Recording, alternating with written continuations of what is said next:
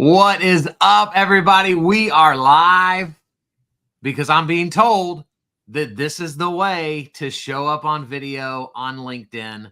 Yes. And so you might also be watching this on YouTube. You might be watching this across one of my Facebook channels, but this is all about LinkedIn. And guys, if you don't know this person, I had to point the right way.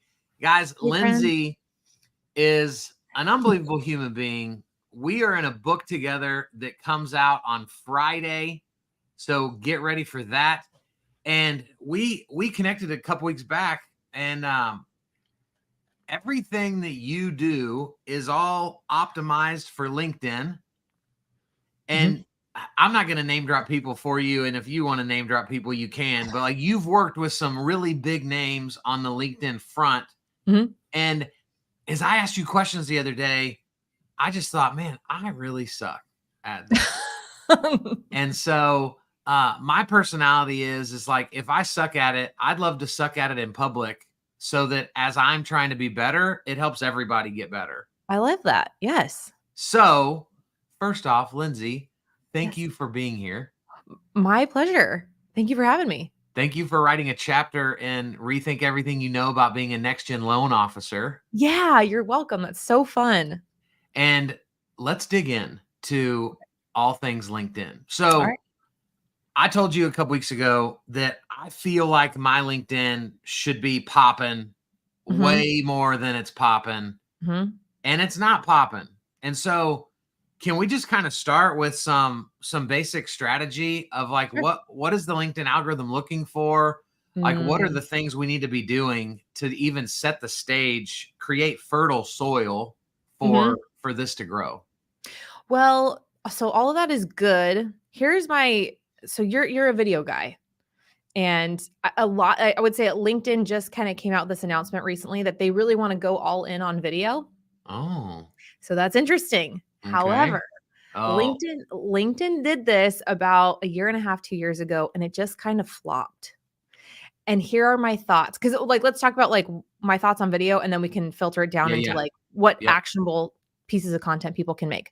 So my thoughts are, because it kind of flopped, most people, I would say, on LinkedIn feel like it's the last corner of the internet where you don't have to be on video. There's no pressure to be on video because it's the pressure you would feel on every other social platform. These people. And while no one's saying like, hey, don't do video, I think the users who don't want to do video, as soon as they start seeing more video, they're like, oh, now I have this pressure to be on video and I don't want to be. Okay. And so like, we'll see how this shakes out in the next 90 days with LinkedIn. But here is what I do think is working well when it comes to video: LinkedIn Lives. Okay. And the skill set of knowing how to be on video is still very important. Yeah. Because there's a few reasons. One, obviously being on a LinkedIn Live, just being comfortable being on camera, all those types of things. But then the other thing I think we see that does do well from a video perspective on LinkedIn is actually sending video messages, which I know you're really good at. Yes. And people will respond. Like if you connect with somebody and they accept your connection, and then you just immediately send them a voice note or a video, because I still think the skill set's the same, right? Talking on video, talking on a voice note. Yeah. The response that you will get is so much more appreciative from the person on the other side, because it's just so much more personal. Right. And so I think that, like, again, the video knowledge, like knowing how to be on video, that skill set is really, really important. So that's one thing. You can apply it to lives and you can apply it in the DMs. Great. Do you still have to like get approved to do lives on LinkedIn, or can anybody do it now? Anyone can do it. You just have to be on LinkedIn creator mode. Okay. Which is an easy thing to do. Yes. Yeah. It's just boop, right in the middle of your profile. You just turn it on. You know, I'm still fascinated. I'll send like audio memos to people through the DM feature on LinkedIn, and people will go, I didn't even know you could do that. Yeah. You know, so it's very memorable. Yes, it is very. And I think part of that, the reason for that is, I want to say like 50-ish percent of people on LinkedIn use the desktop. And the only way to do the video or the voice note feature is via the app. So makes sense. Yes.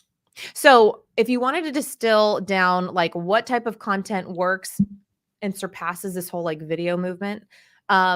Honestly, at the end of the day, it's text posts, it's like a photo of you. Again, I'm not saying that video isn't gonna work for you and your brand. It really depends on what your audience likes, but Sure. right. But the type of content I think that performs well is value-driven content. It's not going to like give you the most impressions, but it drives the most value for your audience. Okay. So for you, Kyle, I think some of the content that you could be writing in a text post is like 5 ways to be more memorable on video. It's all the things you probably talk about I in a just video. did a video basically called that. Yeah. And just write that out in a caption form. Okay. And you could even link, like, I love when people link out to additional value in their comments. Like, I just made a video on this on YouTube. If you have any interest in checking it out, click the link in the comments below. Yeah. Also note, don't link in your post, which you probably know. Well, I do, but the people watching probably don't. Okay. So that's good to say it. Yeah. So linking out in the comments. The other thing I've noticed, again, this is a trend, but I think it's helpful if you're trying to get more buzz around your content, is people are now leaving a call to action or a question to their audience in the comments. Really? Yeah. So it's a slight shift, right? Instead of at the end of your caption putting a call to action or a question, you're actually just pinning it or putting in the comments of your post. And like, what's hey, the everyone, reason for like moving it? I'm not sure. I just noticed it's a trend. Okay. And I think because really the like when you look at a post, if you don't click the see below or see more, right? But you'll Yeah. always see the comments. Like you'll see some of the first comments. Oh, So if you kind of just read a little bit okay. of like the gist of the caption, and then you're like, Yeah. oh, there's a comment. Oh, the comment is asking me a question. Oh, I'll jump in and say something. Well, and maybe because it's in the comments, like it just triggers your brain to obviously reply, as opposed to if it's in the post, your brain just may not trigger you to say like, you should go comment.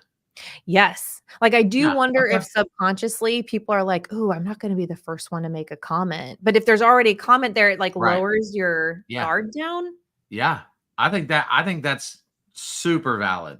Yeah. Yeah. Yeah. So Thanks. how often, like, we know words work best on LinkedIn. So, but I'm also seeing now, like, LinkedIn gets everything 10 years later than every other platform. And so like the carousel posts are getting bigger. Canva now has a whole section built out, like for those already formatted. Like, Yep. how often should we be like just straight up using text versus image versus carousel versus writing an article? Okay. Well, like, is there a balance to that? So I think it depends on who you ask. If you're just getting started on LinkedIn, and by just getting started, I mean within your first year of being on LinkedIn, this is not like a 1-month trial run. It's not even 90-day trial run. Give yourself a year and just start testing out varieties of posts. Maybe you are going to test carousels for a little while. For like every Monday, you're going to do a carousel, and every Tuesday, you're going to do a poll, and every Wednesday, you're going to do a text post with a picture of you. And Thursday, you're going to do a very like not business value add, but like a personal story. And then Friday, you're going to do like a shout out to somebody, and you're going to tag some people in your posts. And you just kind of work that system and just see what happens. And over time, again, not within a month, at least give yourself 90 days to look back and see, okay, what is my audience responding to? So for example, Teddy, my husband, he makes a graphic with a post that it's just literally like a white, look, there's a thumbs up. There it is. There it is. A white background with just black lettering that he makes on Canva and like posts with his post. Yeah. He does some type of like list style where he's like the top 10 quotes of leaders from the 1900s, whatever, and those are performing well for him. And so he's going to keep leaning into those. But like for somebody else, like another friend of mine, Eva Rose Daniel. Hey, Eva. Hey, Eva. She makes a carousel a few times a week, and they Her are carousel, they freaking crush. they crush. They are blowing up. Hey, will you quickly? Somebody asked what is a carousel? Ooh, I love this question. A carousel is one of those swipeable type of posts where there's content on each graphic as you kind of swipe through. Carousel. Does that? Yep. And can we just stop for a second and tell everybody, guys, we live in a world where every question we could ever have is answered on YouTube. Mhm. And so like people have always asked me like, man, why don't you create video content like talking about what is a carousel and like simple questions. Mhm. And my answer is always because there's already a million other videos out there where people have already done it. And so if you don't know what a carousel is, guys, or you're not sure how the DM works, just go put it in YouTube and go watch some pretty person with a cool accent screen share you what all these little things are. And then we'll never get stuck in, I would have done it, but I didn't know. And so YouTube University, it's incredible. Can I ask you a question? Because I think you shared something with me that I thought was really valuable last time we chatted. Because I find this to be true with a lot of people that we work with. They're not necessarily hung up on the how-to of LinkedIn. It's a deeper rooted issue that they're nervous about showing up. They're nervous about putting themselves out there, right? There's this like hurdle to get over. And you kind of you told me about one of your tactics of how to get people started just getting on more video. But I know you see that with, your clients and your students. How do you address that with people? Well, I don't like when people tell me I told them something a couple weeks ago because I'm like, oh shoot, what did I say? Oh, so I could remind you. Don't give you, if you want to remind me, that'd be amazing. Remember, we have a baby. So, that's right. Sleep is not always possible in the Draper house. Yes. Yes. So I thought this was super valuable. So yes, let's share it with everybody here. Okay. You were saying to get people comfortable on video, you're like, I just recommend everybody you talk to over text, like send them a video message. Yes. Because it just starts working the muscle of getting on video. Yep. So in general, thank you for reminding me. I think that's where I was gonna go, but I just wanted to make sure. It's one-to-one video, right? Our fear of video, whether we can say it out loud or not, is judgment. I'm gonna put a video out there and I think it's gonna be great, and 8 people are gonna watch it, and now I'm gonna feel like a loser, or I'm gonna say something wrong and people are gonna call me out in the comments. That's our fear. Yep. We don't blame it on that. We blame it on, I don't like the way I look. I don't like the way I sound. I don't know what to say. But the reality is you and I can go to coffee and sit there for 3 hours and never run out of things to say, right? Like I could have a hat on and take it off mid-conversation, and I'm not going to be like, oh no, in that one-to-one environment, that's fine. Right. Right. And so, but we blame it on that. And so if we can just get one-to-one with people, well, we don't have fear of rejection in a one-to-one environment because it's one-to-one. Right. I'm pretty confident that you're going to respond positively to when I send you a video. But we're still working the muscle. Right. Right. It's the same concept of like, the gym works even if you don't video it. Right. Like even if you don't take the gym selfie, the calories still burned. Yep. And so it's that same concept, but it's also like I am discovering, I don't remember if we talked about this the last time we talked about, like we know that intimacy takes place in many ways, but there's my thumbs up. Good night. Intimacy happens through connecting in our eyes. And so what I was thinking about the other day is I spend more time with my family than anyone. I talk to my wife more than anyone. But most of the time when we're in conversation, she's got a kid. I've got 2 kids. She's got 3 kids, and I'm playing on my phone with no kids, right? Being an incredible dad. And so we're talking, but this isn't happening. And so it's why at the end of a night, my wife could say, I just don't feel like you're listening. And I'm like, what? Mm-hmm. We just spent an hour talking, but it was because connection never took place. Mm-hmm. So now the flip side of this, my best friends on the planet don't even live in the same state as me. Yes. And some of my best friends, Brian View, who I'm writing this book with, we've never met in person. Yeah. But we already FaceTimed 3 times this morning. And so in this one-to-one environment, like when you're talking, you're looking into the camera and I'm looking at you.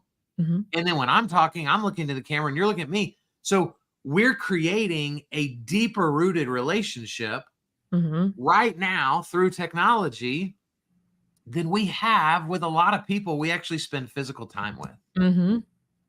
And so I'm unpacking all this, just trying to figure out, like, is this why video has become so powerful for the people that use it, and why it breaks my heart for the people that still hide behind the excuses, or like, I'm just a belly to belly salesperson. Like, I just got to get shoulder to shoulder with people. No, you don't. And so I probably went deeper than you intended in asking that question, but I really this is so much bigger than just video's powerful, you should be doing video. Like, real intimacy is being established without people ever being in the same room. Yep. And it's pretty cool and ridiculously powerful. I totally agree. And all the things that you just said, we try to work through with our clients and just people I have conversations with, just about getting the written word out. Yeah. Like, don't get so hung up on, like, to your point, it's like, man, you've got something awesome to say deep inside. The world needs to hear it. And we're getting hung up on, like, oh man, 3 people didn't like it. Well, what about, what about the 5 people that it impacted that day? And sometimes that doesn't show up in a like or even a comment back. But guess what? You have to know, if you truly believe in your heart that what you have to say can actually help someone and be a positive influence for them, it will be. It will be. 100%. So talk, because your agency, it's fascinating to me because y'all only do LinkedIn. Only. When you could do way more. I'm sure you get asked all the time. And so you've stuck to your guns, remained about LinkedIn. Yep. And so I'm assuming inside of your agency, y'all are doing a lot of ghostwriting for clients. Yep.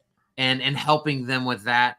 But there's got to be a baseline established with them to learn how they write, to learn how they communicate. So, like, what's kind of if I were asking you to help me write something, what's kind of the bare minimum that you would require from me before then you guys, AI, like, could step in and really like expand and polish? Sure. Does that make sense? Yeah. Like, how do we kind of source all of our content for a client? And, like, what would I tell you to do? Yes. Basically. Yeah. Like, so here's 2 different types of clients come to us. One like you, who has content everywhere already. So there's a lot for us to work with. And then there are those that have nothing, nowhere ever. Yeah. And so we can work with both. But for you, someone like you, I mean, all of your videos, all of your content can be transcribed through plenty of different transcription softwares. And then what we do is we look for what are some, like, before we do that, we identify what are your content pillars. And what I mean by that for people, especially on LinkedIn, is where do you want to plant your flag in the ground? Yeah. What do you want to hang your hat on? What hill do you want to die on? In a professional sense, or maybe not it could be personal too, but, like, is it that you want to address, like, perfectionism and help people through that? Is it that you want to help people with video and be on video more? Whatever your thing is, now let's take the content you have out there and plug it into this pillar or a few pillars that you have. So now we've identified what content you already have out there that falls under these pillars. And then we'll structure them based on the various types of content we talked about earlier. Maybe it's a poll, maybe it's a carousel, a text post, a caption. And I'll tell you how you would structure those captions is you got to follow this model. It's a hook. Everyone will tell you everywhere, right? The only way you're going to get anyone to stop scrolling is that first line. I'm so bad at that. Well, same thing applies when you're doing video. It's like, Hey. Point made. You have to say something to like get people to stop what they're doing to watch the video. So I know it's a little different for different platforms, right? Like on YouTube, someone clicks on your video, it's because they haven't, but it's the thumbnail. The thumbnail is your hook in that situation. So you have to get people to stop the scroll. Hook is your thing. Then I would say the next 1 to 2 sentences is giving somebody a little bit of meat as to like what they can expect in the post. Then you jump right in, like give the value or give the story, whatever type of post you're going to make that day. Okay. I would say keep it simple. Some people can write super lengthy posts. Eva is another example. Like she can write a super lengthy post and she gets a lot of impressions on it. I have a thought on that too. I'll come back to. So depends on your style, depends on what your audience responds well to. You give the meat. Then you give a call to action, a question to your audience, wrap it up. Then you can add like a photo or a graphic or something with it. That's like your general basic style of writing a LinkedIn post.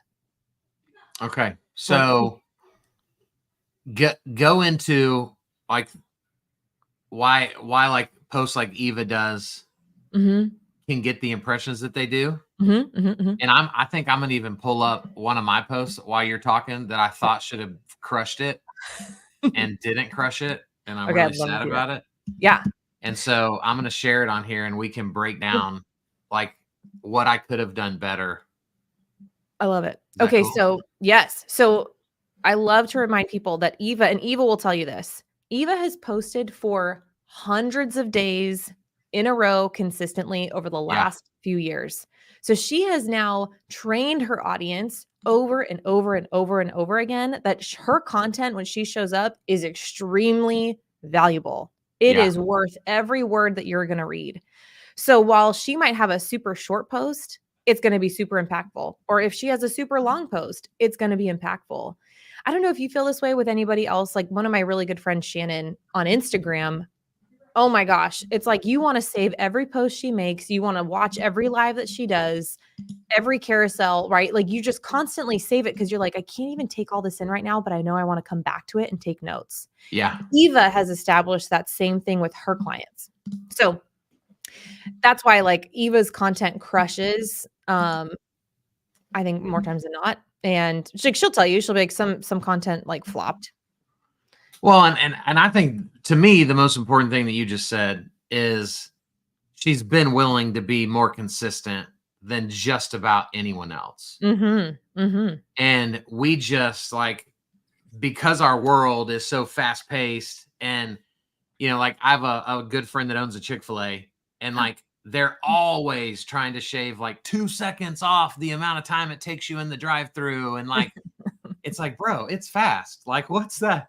Like, why are you trying to get 2 extra seconds? Like, we're fine. Like you're pissed if Amazon doesn't come, you know, in 2 days instead of 3, you know, or like it comes in 3 days instead of 1. Yeah. It's so I you know, this is like countercultural to like the way we live our lives, which I think is why most people suck at this stuff. And so if we can, so here is my post that I made, and maybe I didn't even load it in right because that should, if that were a true carousel, those shouldn't look like that, right? Yeah. So I'll show you how to actually redo it today based on your advice. I love it. Okay. So here's one thing. The formatting of your copy is all bunched together. I would space it out. So even more. Oh yeah. So you're leaving so many referral opportunities on the table. Enter. How do I know? Or I would say, how do I know this? Then enter. Because most of you continue, boom, boom, boom. Enter. Like there should be white space. Just an extra space in between all those lines. Yep. That's like, that's a lot. I wanted to do it that way. But I got in my head, it's like, that's too much space. We don't need that. No, yeah. So, okay. We need a little bit more space. And then let's go up to the top and I'll show you and everybody here how to upload a to make at the very top. Go to your oh hey everybody. Go to there we are. Your little blue LinkedIn square. There we go. Start a post. Click on start a post. And then at the bottom, that little plus sign, you're going to scroll a little bit over to that little document, add a document. So when you download your Canva graphics, you're going to download them as a PDF. And then you're going to upload them as a PDF. And that's what gives you the scrollability. That's what, son of a gun. Swipeability. Yes. Oh, man. Yep. Learning something new every day. Yep. So just make sure to everybody watching, when you make it in Canva, download it as a PDF and then upload it as a document. Okay. Yeah. I had no idea. I was looking for like the carousel button. Yeah, no. And then I just thought, well, it probably knows what I'm doing. And so I'm just going to load it in there. And that's why it was a big old flopper. Yes. And so that's another interesting thing that you just said, that you thought there'd be a carousel button. There used to be a carousel button. LinkedIn rolled out to a subset of people, and then they just recently took it away, like end of last year, because LinkedIn.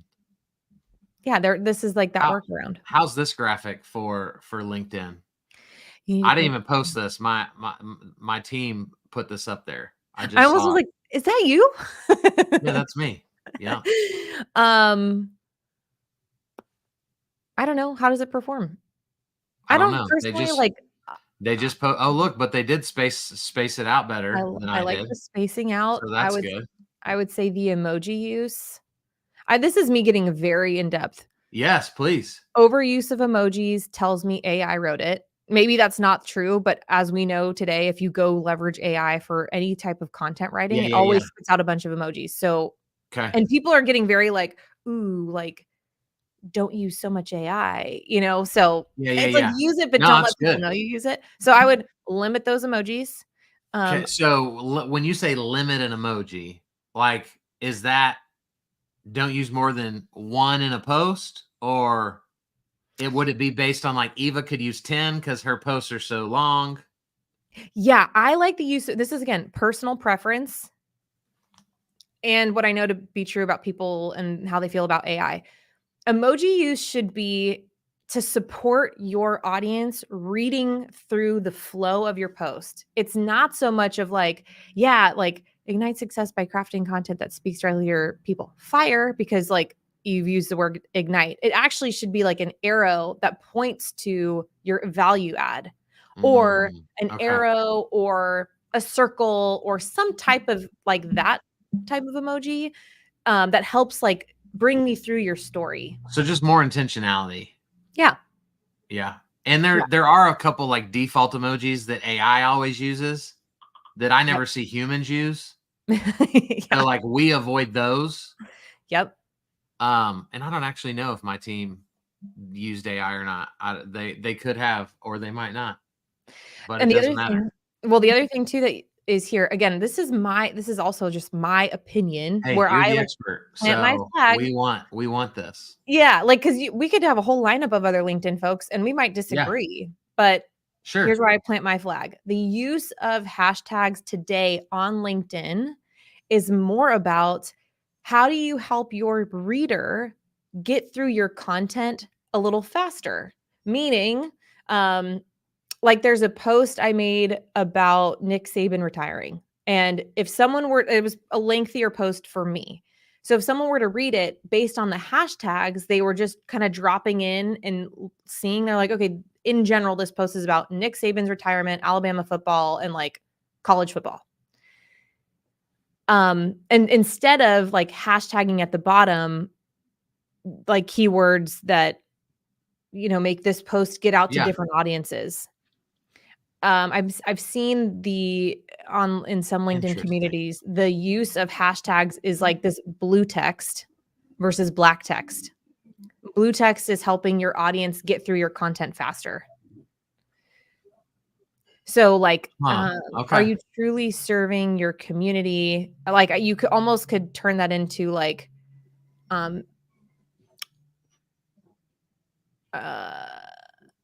this might not apply, but I would say something like, is your content truly hashtag community driven? Oh, okay. So you're using the hashtag like inside of the sentence. Yes. As a word. Yes. Or phrase. Right. Like the way I envision it is like, you remember those, like, are they like pinball? like where you like pull the thing back and the pin, like the ball, and then it drops like ding, ding, ding, ding, drops down. That's how I think about the use of hashtags. Like the ball is dropping on these like rocks of words and phrases throughout your post. Okay. So good. Good. All right. Last thing, just because we're here. Let's do it. I know we always make a big deal about like what we put right under our name.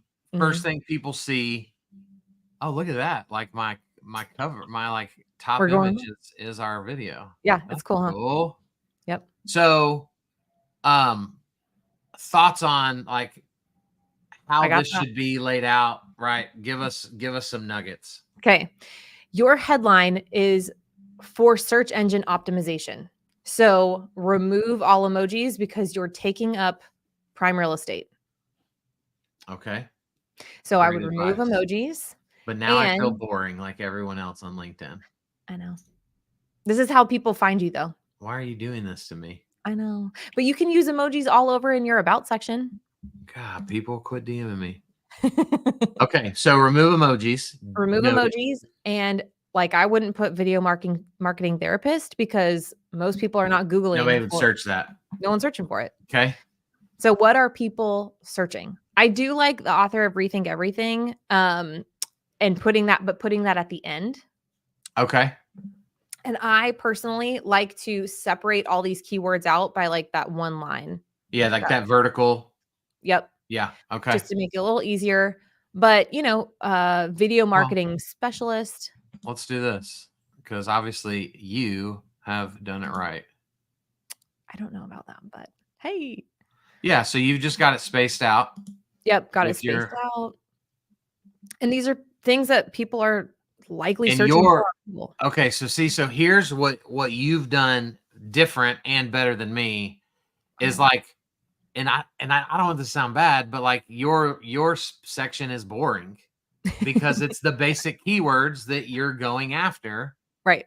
Whereas I'm trying to like be really cool and trendy in my spot. And obviously nobody's using those cool, trendy terms to search. Right. I used to say when I was teaching people like LinkedIn stuff, when I first got started, I'm like, not cute, not clever, clear. Yeah, we want to be clear, not cute and clever. And you can have all the personality you want on LinkedIn in your posts, in your about section, anywhere else, just not in that search, not in your headline because you're limiting yourself for search engine optimization. In Google. Like it's not even just LinkedIn specific, even though LinkedIn is becoming this place that you can start to search for people, but like Google searches will populate a LinkedIn profile. Wow. Okay. Well, I have some work to do. So Lindsay, I've put, your name at the bottom of this. Yep. You're incredible. Thank you for your insight.